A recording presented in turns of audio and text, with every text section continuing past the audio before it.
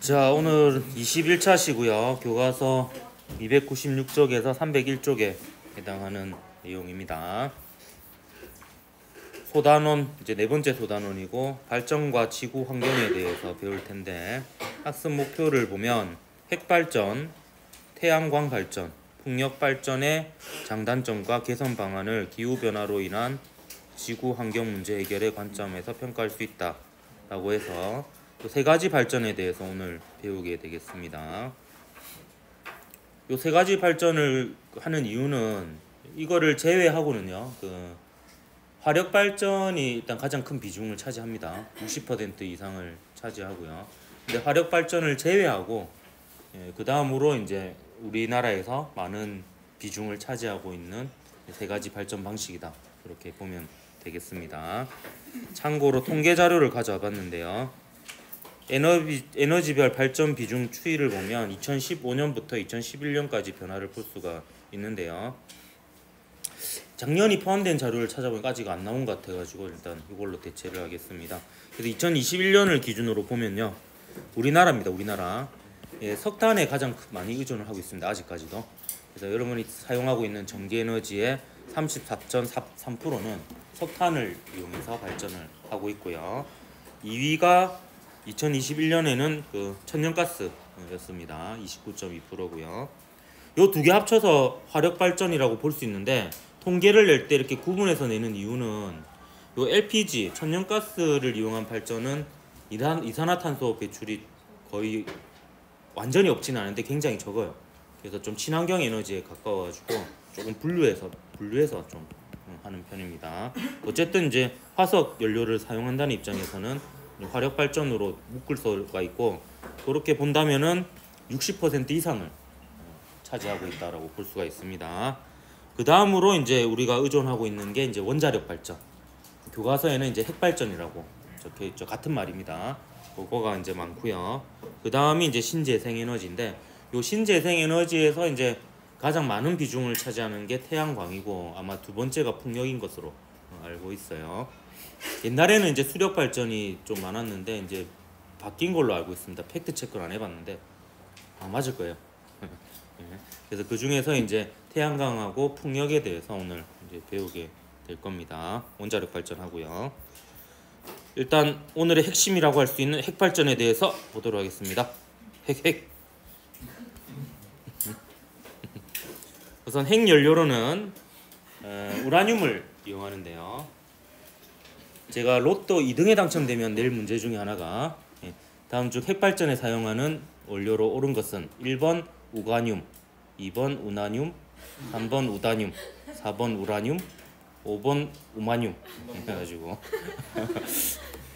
생각보다 많이 틀릴 것 같아요.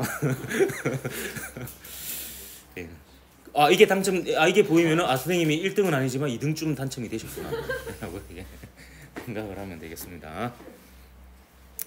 일단 천연 우라늄과 전홍축 우라늄의 차이점, 아까 영상에서 봤듯이 그 우라늄에는 이제 천연 우라늄에는 우라늄 238이 99% 이상 차지하고 있어요. 이제 우리가 근데 사용할 수 있는 핵 발전에서 사용할 수 있는 우라늄은 우라늄 235거든요. 근데 그 우라늄 235의 비율이 1%가 채 안 됩니다.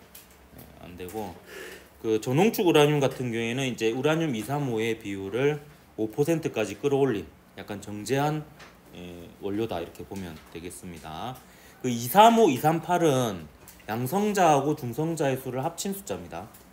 그래서 이제 구분을 이렇게 하는 거고요. 참고로 핵무기에 사용하는 그거는 95% 이상으로 우라늄 235의 비율을 95% 이상으로 농축한 거기 때문에 근본적으로 차이가 있어서 그 원자력 발전소가 핵폭탄 터지듯이 터져가지고 도시 하나가 통째로 날아가는 일은 없다 이렇게 보면 되겠습니다. 그거는 불가능하다라고 보면 되겠고요. 우리나라에서는 천연 우라늄을 사용하는 방식의 발전소는 경주에 있는 월성 원자력 발전소 하나밖에 없습니다. 그걸 중수로 방식이라고 하고요.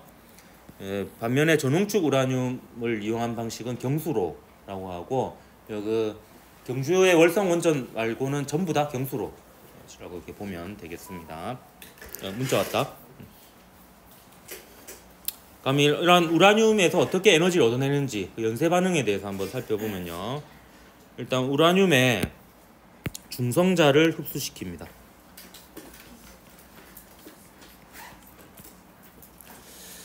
제가 흡수시킨다라는 표현을 썼는데요. 사실 이 과정이 보통 생략대에서 표현을 하는데 우라늄 235가 중성자 하나를 흡수해서 아주 잠깐이지만 순간적으로 우라늄 236이 됩니다. 그러니까 우라늄 236은 굉장히 불안정한 상태이기 때문에 곧바로 1초도 안 돼서 쪼개져요. 근데 그게 워낙 짧은 순간이기 때문에 그냥 중성자랑 부딪혀서 쪼개지는 걸로 이렇게 표현을 합니다. 근데 이렇게 제가 흡수라는 표현을 쓴 이유는 얘가 흡수를 해야 되기 때문에 이 중성자는 속도가 어느 정도 느려야 돼요. 저속 중성자입니다. 너무 빠르면은 흡수를 할 수가 없어요. 흡수를 해야지 쪼개지는데 흡수를 할 수가 없습니다. 너무 빠르면은. 그래서 얘가 흡수해서 이제 쪼개지는데 크립톤, 바륨 이런 거 안 해도 됩니다. 이렇게 쪼개지기도 하고 다른 조합으로 쪼개지기도 합니다. 몇 가지 쪼개지는 게 좀 몇 가지 있어요. 그 과정에서 2개 혹은 3개의 중성자가 튀어나옵니다. 근데 이 중성자는요, 핵이 쪼개질 만큼 격렬한 반응에서 나오기 때문에 속력이 빠르겠습니까? 느리겠습니까? 빠르겠죠. 그래서 이 중성자는 고속 중성자예요. 그래서 이 중성자가 곧바로 옆에 있는 우라늄을 다시 분열시킬 수는 없습니다. 근데 자연스럽게 놔둬도요. 그러니까 이제 막 여기저기 부딪혀서 속력이 느려지면 또 옆에 있는 우라늄을 분열할 수도 있는데 그러면 시간이 걸리죠. 그래서 이거를 인위적으로 이 중성자의 속도를 떨어뜨려 주게 하는 역할을 하는 게 있습니다. 그게 감속제입니다. 그러니까 중성자의 속도를 감속시켜주는 재료다라는 의미에서 감속제라고 하고요. 이 감속제로 뭘 쓰느냐? 바로 물입니다. 물. 근데 이 감속제로 쓰는 물이 일반적인 가벼운 물이면은 가벼울 경자를 써서 경수로라고 하고요. 이 감속제로 쓰이는 물을 좀 일반적인 물 말고 좀 무거운 물이 있거든요. 그 물을 쓰면 무거울 중자를 써서 중수로라고 이렇게 얘기를 하는 겁니다. 어쨌든 이 감속제가 중성자의 속도를 떨어뜨려요. 그러면 이게 느려진 중성자는 또 다른 옆에 있는 우라늄에 흡수되어서 분열시키겠죠. 이 과정이 이제 연쇄적으로 일어나면 이제 연쇄 반응이 되는 거예요. 그래서 여기 용어에 여러분 좀 조심을 해야 되죠. 감속제지만 감속제에 의해서 핵 반응의 속도는 빨라집니다. 중성자의 속도를 느리게 하는 거고요. 핵 반응의 속도는 빠르게 하는 녀석입니다. 요게 이제 연쇄 반응이다. 이렇게 볼 수가 있습니다. 근데 이렇게 속도를 빠르게 하는 것만 있으면 안 되겠죠. 왜냐하면 이게 그 핵 연료봉을 교체하고 세팅을 하고 나면 한 6개월 가량 쉬지 않고 이제 돌아가게 됩니다. 핵 발전이. 근데 연쇄 반응만 일어나면 계속 빨라지기만 할 거예요. 그래서 이거를 조절할 수 있는 방법으로 제어봉이 있어요.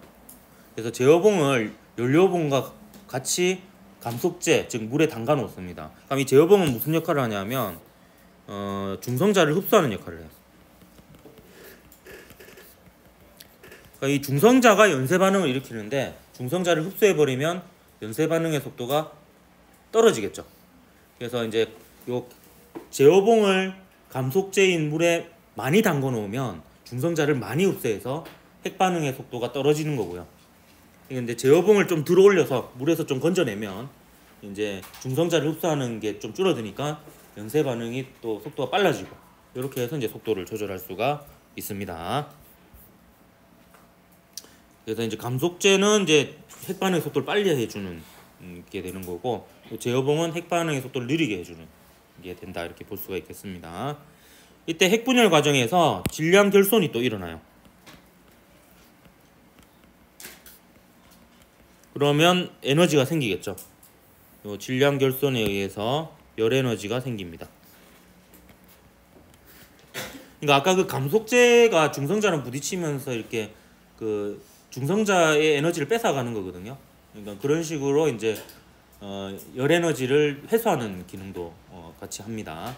그렇게 해서 이제 그 물이 또 다른 물을 끓여가지고 증기를 만들어서 터빈을 돌려서 전자기 유도로 최종적으로 에너지를 만들어내는 거죠. 이때 그 구경도 못한 숫자 그 예전에 준현 씨가 알려줬나? 안 빠뜨렸네. MC 제곱, C 제곱이 구경이었죠. 3억의 제곱. 이래가지고 진공에서의 빛의 속력입니다. 이 제곱만큼 곱하는 거니까 막대한 에너지가 나온다 이렇게 볼 수가 있겠습니다.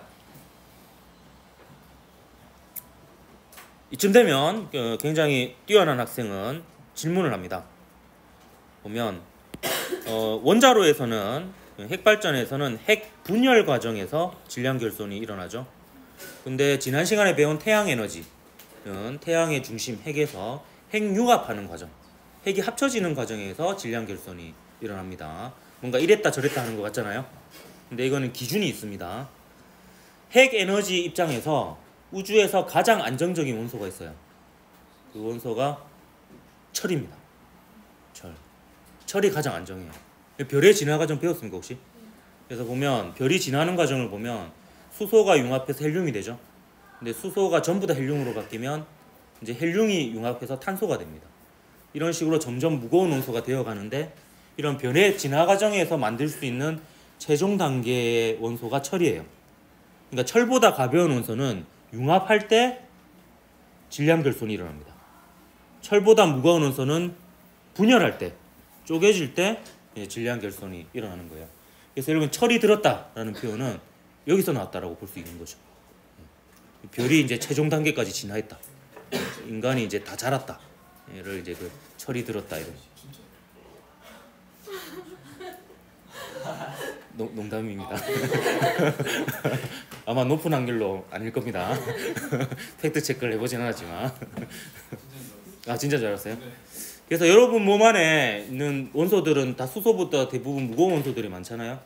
그러니까 우리가 생명체가 탄생하려면 최소한 별이 진화해서 초신성 폭발이 한번 일어난 다음에 그 잔해들이 다시 모여가지고 이제 행성계를 이루어야지 생명체가 탄생을 해요.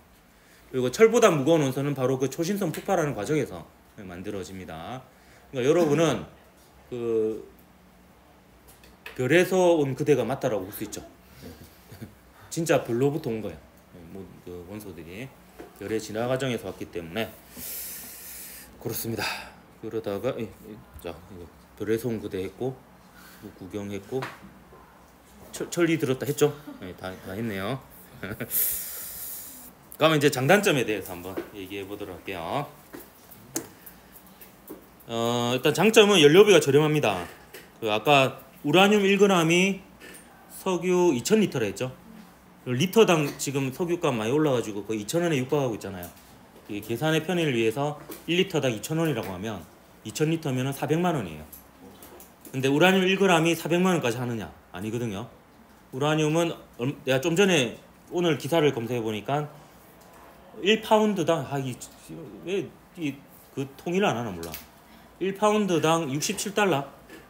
그러니까 이제 1파운드가 0.5kg 정도 되니까 4, 5kg 정도 되니까 한 1kg에 한 130달러 정도 되거든요. 그거를 이제 1000으로 나누면 1g이 되죠. 0.13달러? 한 130센트? 한 100원? 1g이면 100원 정도 하겠네요. 100원 대 400만 원 되니까 연료비가 확실히 저렴하다 이렇게 볼 수 있고요. 그 67달러는 그것도 많이 오른 거라고 하더라고요. 우라늄이. 그래서 대용량 발전이 가능하고 이산화탄소 발생이 거의 없다. 그래서 문제만 없으면 아주 좋다 이렇게 볼 수가 있는데 일단 단점으로는요. 크게 두 가지가 있는데 일단 폐기물 처리가 어렵다라는 측면은 논란의 여지가 없는 단점이에요. 근데 이 폐기물 중에서도 고준위 폐기물이 있고요. 중전위 폐기물, 저준위 폐기물 이렇게 있는데 일단 중저준위 발음이 안 돼. 중저준위 뭐고 이거 폐기물은 그 처리하는 장이 우리나라에도 있어요. 경주에 있는 방사성 폐기물 처리장, 방패장이 그걸 처리하는데 그거는 생각보다 위험하지 않습니다.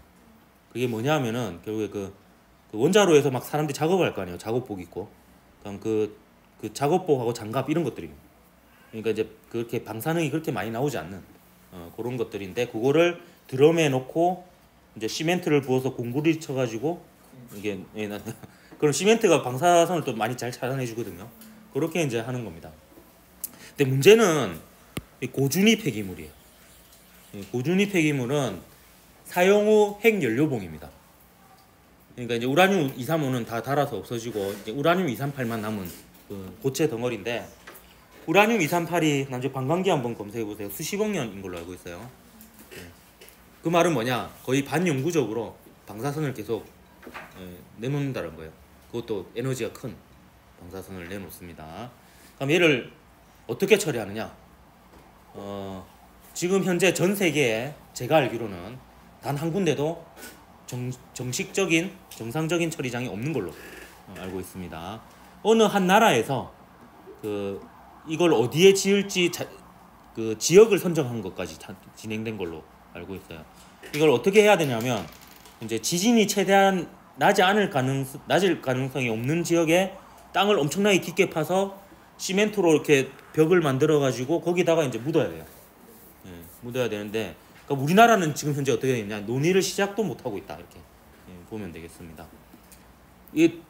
그걸 논의를 하려고 말을 꺼내는 순간 이제 정치인들은 표를 잃을 가능성이 높기 때문에 이제 폭탄 돌리기를 하고 있다 이렇게 보면 되겠고요. 그럼 우리나라는 현재 어떻게 하고 있느냐? 각 원자력 발전소에 임시 창고를 만들어서 보관하고 있습니다. 근데 문제는 그 임시 창고마저도 오래된 고리 원전이나 이런 데는 거의 90% 이상 이렇게 차가고 있어요. 그러면 이제 걔네들이 다 차면 어떻게 되느냐? 대안은 두 가지예요. 임시 보관 장소를 더 만들거나 임시 창고를 더 만들거나 만든 지 얼마 안 된 다른 핵발전소의 창고에 차로 옮기는 거예요. 근데 이거는 문제가 생길 수 있죠. 교통사고가 나버리면 이제 절단 나는 거예요. 그래서 이제 그런 문제고 이거는 이제 결국 약간 핵발전은 어떤 느낌이냐면 그 빚내서 집 사는 거랑 좀 비슷합니다.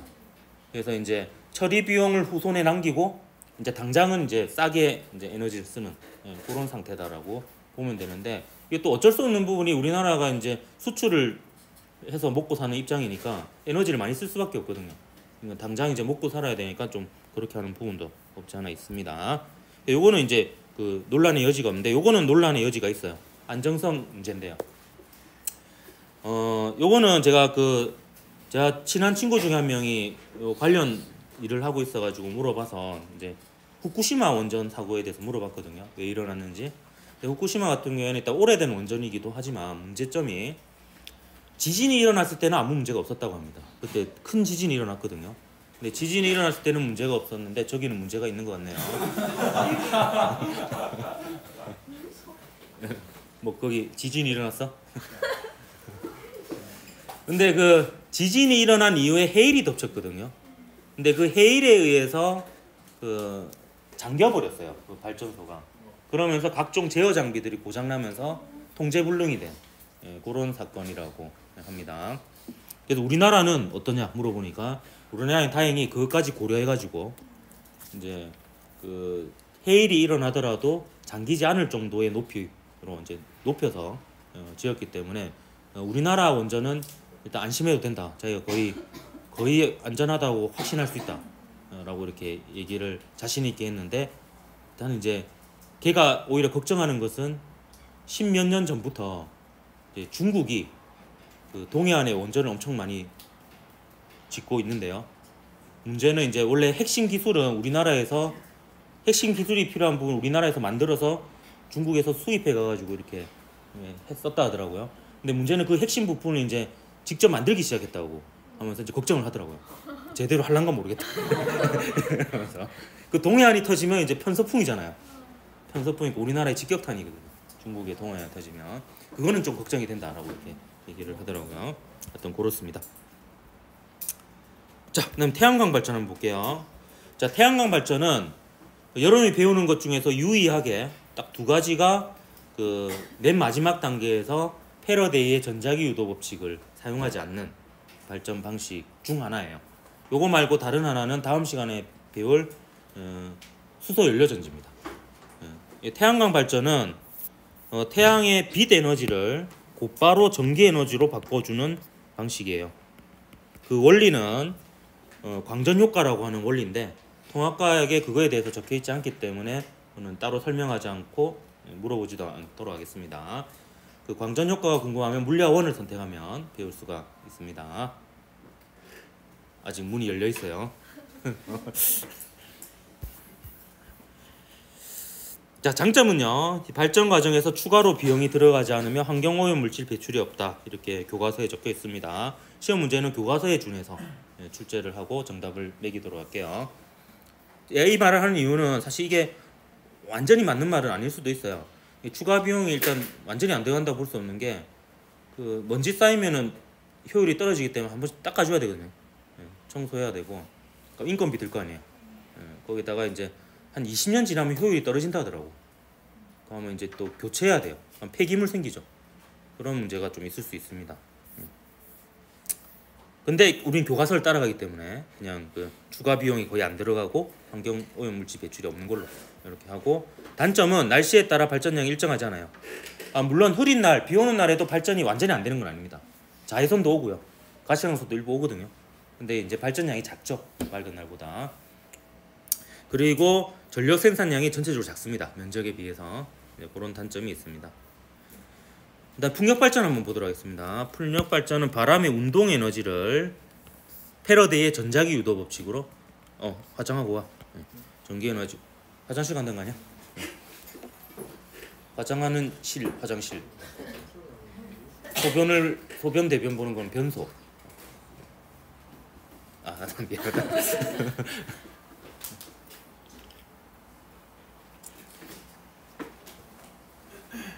뭐하다 그리 되노? 저 까먹다. 바람의 운동 에너지를 패러데이 전자기 유도 법칙으로 곧바로 전기 에너지로 바꾸는 장치입니다. 특징은 장점으로 요 장점 보면요. 얘를 그대로 복사해서 여기다 붙였어요. 글씨체도 똑같은 걸 볼 수 있을 겁니다. 똑같습니다. 발전 과정에서 추가로 비용이 들어가지 않으면 환경오염 물질 배출이 없다 이렇게 볼 수 있습니다. 약간의 이것도 논란이 있을 수 있습니다. 왜냐하면 그 윤활유 가끔씩 발라줘야 되거든요. 추가로 그런 부분이 있는데 그럼 뭐 되게 미미하잖아요. 뭐 석유나 우라늄 사는 것보다는. 그렇고 단점은 이것도 비슷합니다. 발전량이 일정하지 않아요. 날씨가 맨날 바뀌니까 바람이 일정하지 않죠. 전력 생산량이 작다. 이것도 비슷하죠. 발전기 건설에 따른 환경훼손. 이거는 사실 태양광 발전도 마찬가지인 것 같아요. 이게 건설 과정에서 이제 산림을 좀 훼손할 수 있는 부분이 있죠. 그리고 이제 태양광하고 다른 또 단점이 소음이 있습니다. 그 소음은 제가 직접 경험해 봤어요. 여러분이 이제 대학을 가면 연애를 할 거고요, 그죠? 취직을 하면 차가 생기고, 그러면 이제 데이트할 수 있는 장소가 넓어지기 시작하는데, 그때 이제 영덕에 가면은 데이트하기 되게 좋거든요. 영덕에 가면 이제 대게를 일단 먹을 수 있죠. 대게는 되게 맛있는데 되게 비싸죠. 여기 완장 차고 있는 거 이런 거 한 마리 10만 원 넘고 막 이러거든요. 맛있습니다. 먹고 또 경치 좋은 데가 많아요. 거기 이제 해안에 이제 그 둘레길 이런 거 만들어놨거든요. 근데 그 둘레길 갔다가 그 풍력 발전 단지가 보이길래, 영덕의 풍력 발전 단지가 또 유명합니다. 그래서 이제 궁금해가지고 이제 같이 올라가 보니까 딱 첫인상이 느낌이 시끄럽다. 생각보다 소리가 굉장히 시끄럽게 나고요. 그 날개가 굉장히 크거든요. 그래서 그 돌아가는 거 보면 진짜 바람의 에너지가 느껴집니다. 진짜 전기 에너지가 제법 만들어지겠다 싶고, 한 대 맞으면은 뼈도 못 추리겠다. 약간 이런 느낌이 듭니다. 한 번쯤 기대 안 하고 가면 좀 볼만하다. 이렇게 볼 수가 있습니다. 소음이 제법 심해요. 그래서 큰 풍력 발전 단지는 이제 주거지 근처에는 아마 못 지을 것 같아요. 그럼 내년에 그 수학여행 가면은 99.9% 제주도 갈 거니까 버스 타고 가다가 종종 보게 될 겁니다. 제주도에 또 많죠. 자, 교과서 그림 보면서 잠깐 복습하면 297쪽에 핵분열과 연쇄 반응 그림 한번 보면요. 자, 우라늄 235에 중성자가 충돌하면 원자핵이 두 개로 쪼개집니다. 그래서 쪽이 좀 더 가정을 한 단계 더 넣어주면은 중성자를 흡수해서 236이 되었다가 236이 굉장히 불안정하기 때문에 쪼개지는 겁니다. 그래서 이 중성자는 어느 정도 속도가 느려야 되는 중성자고요. 근데 이 쪼개지는 과정에서 나오는 두세 개의 중성자는 속도가 매우 빠르기 때문에 인위적으로 감속제를 이용해서 그 속도를 떨어뜨려서 다른 우라늄에 흡수되어 가지고 분열되게끔, 그래서 이게 연쇄적으로 일어나면 연쇄 반응이 되는 겁니다. 이 과정에서 질량 결손에 의해서 열 에너지가 발생하고요. 이 원자로의 구성을 보면 여기 제호봉이라 적혀 있는데, 일부는 제호봉이고 일부는 핵연료봉이라고 보면 되겠습니다. 이게 이제 빨간색 부분 감속제에 담겨 있는데, 이 감속제로서의 물은 빨간색으로 표현되어 있고요. 그 다음에 파란색도 물이에요. 물인데 이건 감속제가 아니에요. 이게 분리되어 있습니다. 요 감속제는 우라늄 덩어리하고 직접 맞닿기 때문에 방사선 물질에 노출된 거거든요. 오염된 물입니다. 그래서 막혀 있습니다. 막혀 있고 이게 분리된 곳에서 이제 열은 전달할 수 있잖아요. 그렇게 해서 그래서 열을 전달해서 이제 물을 끓이게 됩니다. 압력을 높이면 온도를 100도 이상으로 만들 수 있거든요. 그렇게 해서 이제 물을 끓여서 이제 수증기를 만들어서 증기로 터빈을 돌려서 패러데이 전자기도 법칙으로 최종적으로 전기 에너지를 생산해냅니다. 태양광 발전은 뭐 그냥 빛 에너지가 전기 에너지로 바로 바뀐다. 패러데이 전자기도 법칙이 사용되지 않는다. 요 정도 이제 알고 있으면 되겠고요. 그 다음에 구조는 이제 태양 전지가 모여서 모듈이 모여서 어레이가 되는데, 이 태양 전지는 어떤 교과서에는 이제 셀이라고 적혀 있거든요. 세포라는 뜻에서. 이 셀로 기억하면은 좀 쉽습니다. 셀은 한 글자죠. 한 글자, 두 글자, 세 글자. 이렇게 셀 모여서 모듈 모여서 어레이. 이렇게 기억하면 좋을 것 같아요. 한 모듈 하나가 이제 크기가 다 다르겠지만 이게 한 휴대폰 충전기 하나쯤 되려나? 요새는 효율이 더 좋아가지고 그래도 몇 대는 충전할 수 있지 않을까 생각이 듭니다. 뭐 풍력 발전기는 뭐 별거 없습니다. 그냥 선풍기처럼 생겼어요. 날개가 있고 발전기 바로 연결되어 있어서 바람이 운동 에너지가 바로 전자기 유도로 전기 에너지로 바뀌는 구조입니다. 자, 뒤로 넘어가서 지구 환경 문제를 대처하는 발전 방식에서 그 발전에 쓰이는 원료가 점점 바뀌고 있거든요. 그게 이제 환경 문제 때문에 좀 그런 부분이 있어요. 그거에 대해서 좀 얘기를 할 텐데, 아직 현재까지도 우리가 크게 의존하고 있는 것은 화석 연료입니다. 화석 연료를 이용해서 산업용, 공장에서도 쓰고 운송용, 뭐 물건을 운송하기도 하고 사람이 움직이기도 하죠. 또 난방용을 쓰기도 합니다. 근데 전체적인 변화가 처음에는 거의 석탄을 썼어요. 석탄이 거의 다였습니다. 처음에는 18세기에 석탄을 이용한 증기기관이 발명되면서 증기기관으로 가는 기관차, 열차가 등장하기 시작했고, 공장에서 이제 이걸 이용하기 시작하면서 대량 생산이 일어나고, 그래서 이제 산업혁명까지 일어났죠. 지금도 큰 영향을 미칩니다. 전 세계적으로 보면 사람이 쓰는 전기 에너지의 40% 정도는 아직까지도 석탄으로 발전을 하고 있습니다. 근데 이제 예전보다는 그 비중이 줄어들었다라고 볼 수 있어요. 석유의 비중이 늘어났죠. 석유와 함께 또 비중이 늘어난 게 천연가스입니다. 지금은 약간 석유에서 천연가스로 넘어가고 있는 중이다라고 보면 되겠습니다. 이 둘은 차이가 있는데요. 가장 큰 차이가 이산화탄소 배출량입니다. 석유에 비해서 천연가스는 이산화탄소 배출량이 극히 작습니다. 그래서 이제 어떤 측면에서는 친환경 에너지로 분류할 때도 있어요. 그래서 통계를 낼 때는 보통 석탄 화력 발전이랑 천연가스를 이용한 화력 발전을 따로 이렇게 통계내는 게 대부분입니다. 근데 화석 연료를 이용한다는 입장에서는 묶어서 화력 발전을 할 수 있지만, 이게 통계는 보통 따로 분리해서 냅니다. 자, 이거로 지금 옮겨간다고 볼 수 있는 게, 여러분 생각해 보세요. 난방용으로 기름 보일러 요새 잘 못 봤죠? 선생님 어렸을 때만 해서도 기름 보일러 썼거든요. 석유 넣어서 보일러 떼었어요. 근데 지금은 거의 대부분이 도시가스 아니면 LPG죠. LPG고, 운송용 한번 생각해 보세요. 여러분 대중교통 중에서 석유 쓰는 거 요새 쉽게 보기 힘들죠. 대부분 이겁니다. 생각해 보면 거의 대부분 버스 천연가스고요. 그 다음에 택시는 여러분 알란가 모르겠지만 LPG입니다. 거의 대부분. 그것도 가스로 거의 가고요. 왜냐하면 그게 연료비가 싸거든요. 정책적으로 그렇게 만들어 놓은 거예요. 환경문제 때문에 이산화탄소 배출량이 적으니까. 그리고 이제 전기 택시, 전기 버스도 많이 생겨났죠. 그런 것들이 이제 지금 바뀌고 있는 부분이다 이렇게 볼 수 있습니다. 지금 다 쓰고 있지만 이제 전체적으로는 석탄보다는 석유보다는 천연가스의 비중이 올라가고 있다 이렇게 보면 되겠고, 궁극적으로 우리가 가려고 하는 거는 전기 에너지 시대예요. 근데 이 전기는요, 일단 전기 자체는 다른 종류의 에너지로 쉽게 전환이 가능하고 사용 과정에서 환경오염 물질 배출이 없습니다. 하지만 아직까지는 이게 완전한 에너지라고 볼 수 없는 게 이 전기 에너지를 생산하는 과정에 있어서 환경 문제들이 있거든요. 그렇기 때문에 아직까지는 이제 온전한 전기의 시대라고 볼 수 없는데, 그 핵융합 발전이 만약에 상용화되면 진짜 전기 시대가 열리게 될 거고요. 그러면 아마 제가 장담컨대 대중교통이 전부 다 전기로 바뀔 겁니다. 핵융합 발전이 되면요. 근데 아직은 이제 좀 멀었다라고, 한 20-30년 남았다라고 합니다. 근데 아직까지 이제 한계가 있는 게 우리나라를 뿐만 아니라 전 세계적으로 화력 발전에 많이 의존하고요. 전기를 생산하는 데 있어서 전 세계적으로는 한 40%, 우리나라에서는 한 35%. 우리나라에서는 그 천연가스까지 치면은 60% 넘게 차지를 하고요. 그 화력 발전은 그 화석 연료를 이용하기 때문에 이산화탄소를 배출합니다. 온실가스를 배출하죠.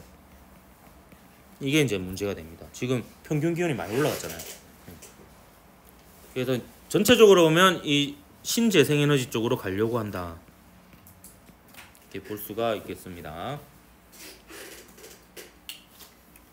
근데 이 신재생에너지의 사용량이 2019년을 기준으로 전 세계에서 그 원자력 발전소를 앞섰거든요. 역전을 했거든요. 그래서 그 기사 보면은 신자가 빠져 있더라고요. 재생에너지라고 표현하더라고요. 그게 좀 타당한 것 같아요. 어떤 측면에서는 이제 새로운 에너지가 아니에요. 실제 이제 현실적인 에너지이기 때문에 신자를 빼는 게 오히려 더 맞지 않은가 생각이 드는데, 우리 교과서에서는 일단 신재생에너지라고 표현을 하고, 우리나라에서는 이제 태양광하고 풍력, 전 세계적으로도 마찬가지일 겁니다. 이 두 개가 신재생에너지의 거의 대부분을 차지한다, 이렇게 보면 되겠습니다. 자, 문제 2개 풀어보고 영상 하나 보고 마칠게요. 2020년 3월 고위물리학원 7번 문제입니다. 다음 핵발전소를 견학한 학생이 작성한 보고서이다. 핵발전소는 가와 같은 핵연료를 에너지원으로 하여 고압의 수증기를 발생시킨다. 가는 뭡니까? 우라늄이 되겠죠. 수증기로 발전기에 연결된 터빈을 돌려 전력을 생산합니다. 패러데이의 전자기유도 법칙이죠. 장점은 발전 과정에서 온실기체, 이산화탄소가 발생하지 않고요. 단점은 방사성 폐기물이 발생을 합니다. 2번이 답이네요. 자, 2021년 3월 고위물리학원 7번 문제입니다. 표는 발전 방식 ABC에 대한 자료이다. ABC는 각각 화력, 태양광, 풍력 발전 중 하나입니다. 자, 짝을 한번 지어볼까요? A는 신재생에너지를 이용한 거지만 전자기유도 법칙을 이용하지 않아요. 그러니까 위에 중에서 이게 해당하는 것은 태양광이 여기에 해당이 되겠죠. 그 다음에 신재생에너지는 아니지만 전자기유도 법칙을 이용하는 게 있어요. 위에 3개 중에는 화력발전이 여기에 해당이 되겠습니다. 그 다음 C는 신재생에너지를 이용하면서 전자기유도 법칙도 이용해요. 위 3개 중에서는 풍력발전이 여기에 해당이 되겠죠. 그래서 A는 태양광 발전 맞고요. B는 화력발전으로 발전 과정에서 터빈을 돌립니다. 그 다음 D급 보면 풍력은 발전량은 날씨와 관계없이 일정하지 않죠. 날씨에 영향을 받습니다. 태양광도 마찬가지고요. 그래서 기니에서 3번이 답입니다. 영상 하나 보고 마칠게요.